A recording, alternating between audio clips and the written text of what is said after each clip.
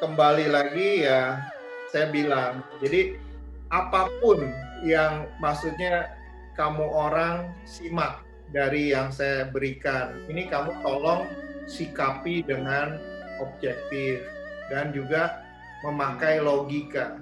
Jangan istilahnya membabi buta, lantas kamu menjadi khawatir, jadi parno, jadi ketakutan karena di dalam pakcu saya ini ada simbol yang tidak bagus.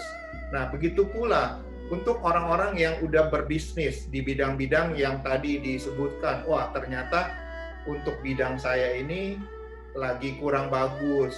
Nah, ini juga nggak perlu menjadi sumber yang bikin kamu orang khawatir. Tujuan kita mendapat informasi itu adalah supaya kita lebih hati-hati. Jadi kita bisa lebih teliti, jangan istilahnya sembrono. Nah, tujuan juga tadi saya memberikan informasi tadi, sekali lagi juga jangan dianggap sebagai saya lagi memberikan ramalan. Ya, jadi ini bukan. Jadi ini yang penting karena saya selalu sebenarnya serba salah. Saya menceritakan mengenai tahun-tahun tertentu itu bukan berarti saya lagi meramal. Saya hanya memberikan informasi sesuai dari pengetahuan yang saya pelajari, dari pengalaman yang saya sudah miliki di bidang tersebut. Jadi biasanya begini, ini nggak beda sebenarnya. Kalau kita pergi ke dokter atau kita pergi ke shinsei, kita mengeluhkan kita punya masalah atau kita menceritakan kita punya gejala-gejala, maka berdasarkan ilmu, berdasarkan pengalaman si dokter atau si tenaga medis sedikit banyak memperkirakan, oh kira-kira begini. Nah inilah kira-kira jawabannya juga begini. Dan jangan lupa, ini Paksu dan Feng Shui ini udah ribuan tahun. Jadi udah mengalami cobaan zaman. Jadi kalau berdasarkan pengetahuan Paksu, berdasarkan ilmu Feng Shui, maka outlook atau komposisi dari tahun kerbau ini adalah akan berefek begini. Nah, jadi itulah kira-kira. Nah, sekarang juga saya akan share ke kamu. Tadi kan saya bilang, saya tidak melakukan ramalan. Saya juga tidak percaya dengan ramalan. Meskipun begitu, saya jujur mengakui, selama ini setiap hari ya kalau lagi santai, saya juga percayai ramalan. Kamu mau tahu nggak apa yang saya percayai ramalannya? Ini. Kamu orang tahu ini apa? Iya kan? Kenapa saya bisa percaya? Karena begini. Ini kan di dalam ya. Kita buka. Iya kan? Jadi ini saya sharing nih buat kamu orang. Di dalamnya ada ini kan? Ya. Nah, inilah ramalan. Inilah candaan. Jadi kamu jangan serius, saya bercanda. Coklat kan?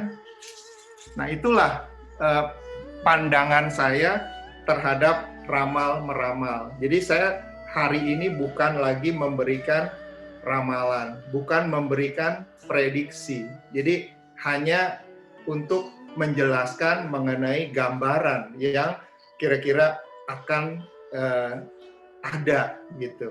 Ya, jadi apapun yang kamu dapatkan dari hari ini punya pembicaraan, tolong kamu digest dengan positif. Lihat dari sisi positif. Saya sering pesan ke semua orang, kalau kita lagi dikasih gambaran bahwa tahun ini atau periode ini, 10 tahun ini, kita akan lagi susah atau lagi kurang bagus.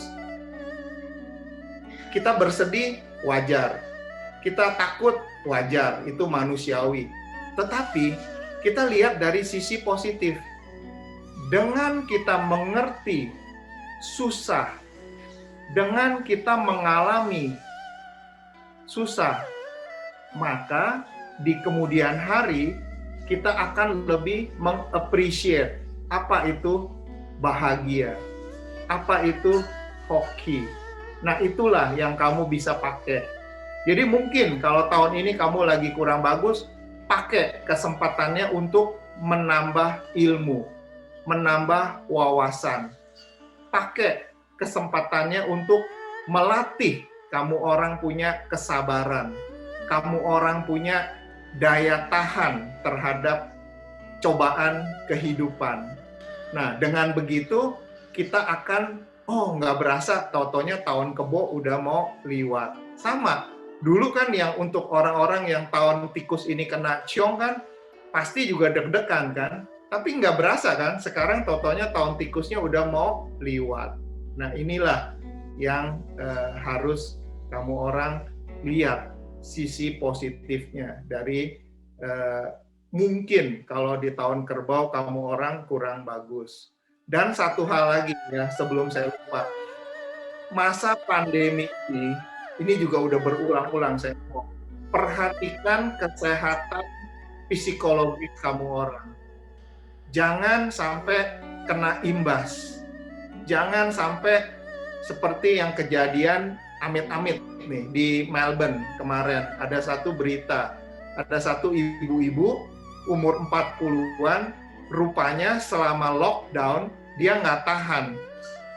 Jadi istilahnya kalau kemarin di news dibilang dia snap, psychologically. Snap itu kayak kita kehilangan kendali. Akhirnya dia bunuh 3 anaknya yang masih kecil. Terakhir diri dia sendiri dia bunuh, jadi dia bunuh diri. Nah, awalnya polisi kirain dia yang dibunuh sama suaminya, maka suaminya sempat diinterogasi. Tapi ternyata polisi hari ini di media confirm bahwa si pembunuhnya itu adalah si perempuan itu sendiri. Nah, inilah ekses yang sangat menyedihkan dari COVID terhadap gangguan kejiwaan.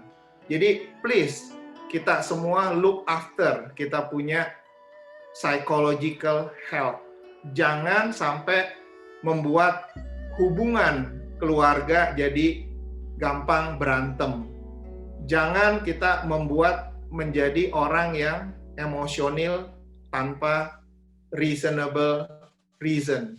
Nah, ini aja yang saya minta teman-teman semua jaga kesehatan diri masing-masing, kesehatan fisik dan kesehatan psikis. Ya, itu. Sekali lagi, terima kasih.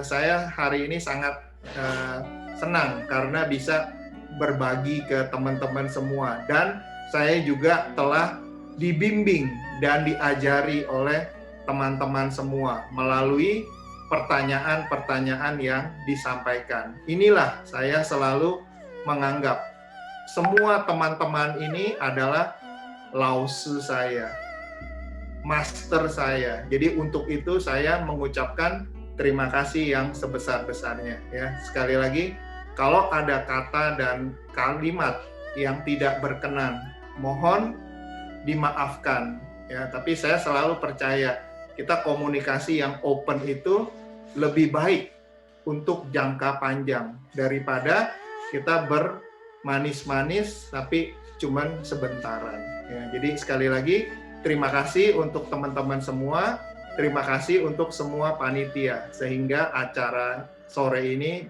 berjalan dengan baik dan kita bisa berinteraksi dengan positif. Ya, sekali lagi terima kasih.